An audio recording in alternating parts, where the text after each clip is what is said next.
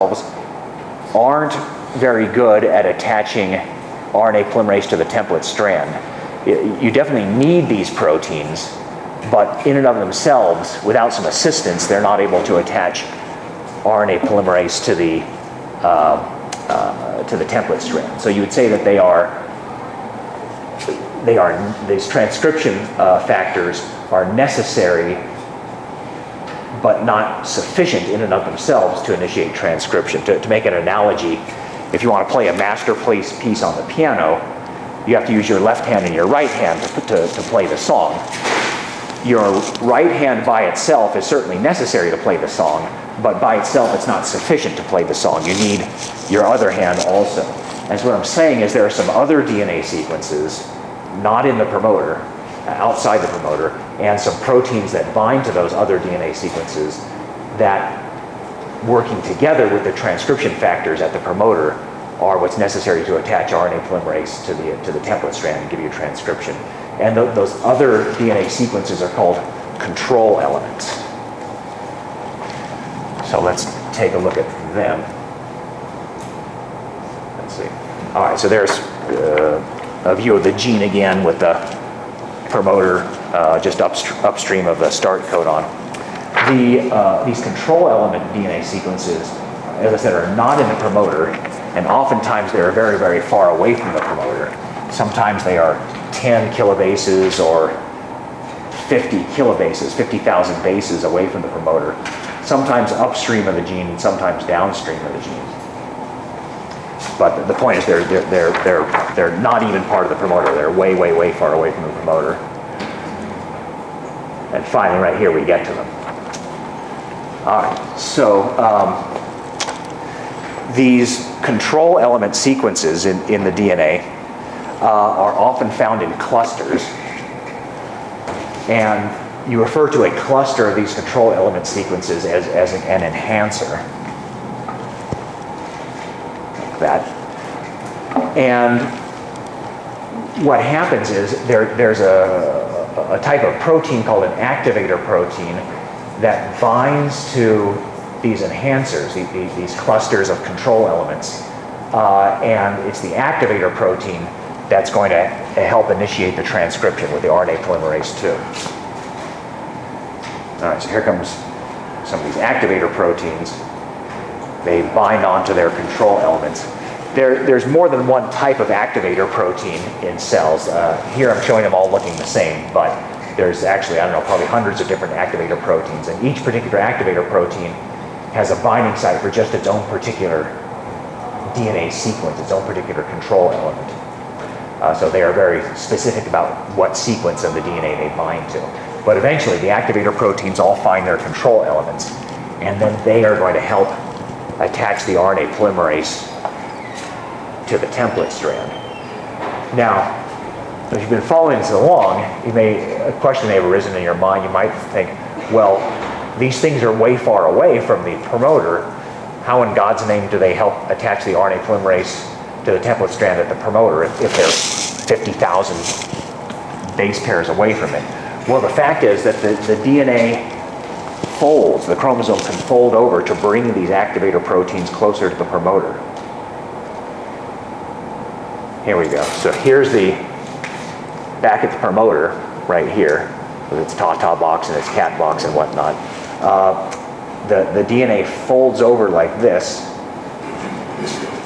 to bring these activator proteins stuck on their control elements right there closer to the promoter. And there's actually specific proteins in the nucleus whose job it is to do this, is to fold the DNA into a loop like this to bring these guys closer to the promoter.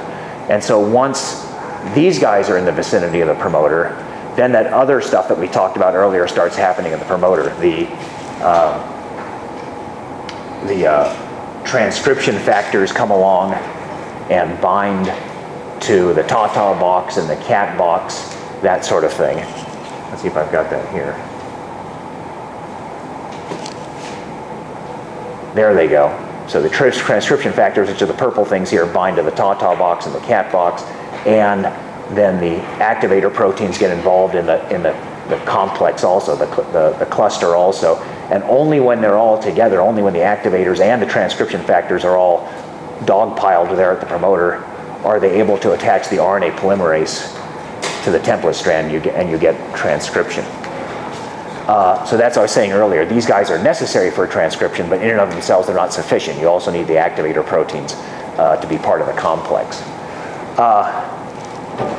Now, when they look inside all cells have the transcription factors, the Tata box binding ones and the cat box binding ones. All cells have those.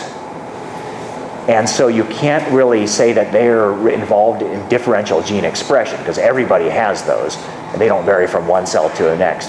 What does vary from one cell to the next are the activator proteins. Certain cells have certain activator proteins, but not other activator proteins. And so it's really these guys which determine whether a gene is going to be expressed or not, because these are the ones that are present or not present. All cells have those.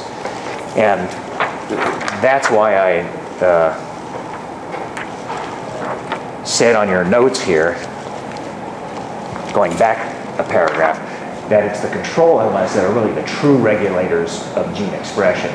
You definitely need the transcription factors and the promoter sequences, but the control elements and the activator proteins that bind to them, maybe I should have said, are what actually vary from one cell to the next, and therefore give you differential gene expression.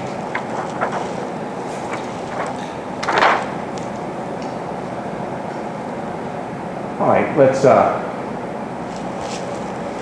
maybe give sort of a case study of two different cell types, and we'll see this concept in action. There are some cells in your eye that form the lens of the eye, and those cells express a protein called the crystalline protein. It's a clear protein that forms the lens, but those are the only cells in your body that express that particular protein. There are some cells in your liver which make a protein called albumin, which is part of the normal blood protein. And the liver cells are the only ones in your body that make that albumin protein. So two different cell types showing differential gene expression. Here's the gene for the albumin protein, the one in the liver. It has its upstream of it a certain set of these enhancers to bind certain activator proteins. And there's the crystalline gene in the eye. It has pretty much a different set of these control elements to bind different activator proteins. And so what I'm saying is, in the eye, only the activator proteins are present to express the crystalline gene, but you don't have the right activator proteins present to express this liver gene. And so that's why eye-specific genes get expressed in the eye, but no liver-specific genes get expressed in the eye. So it's the difference of what activator proteins are present. And likewise, in the liver, you have the right activator proteins for expressing the albumin gene, but not the right activator proteins for expressing the crystalline gene.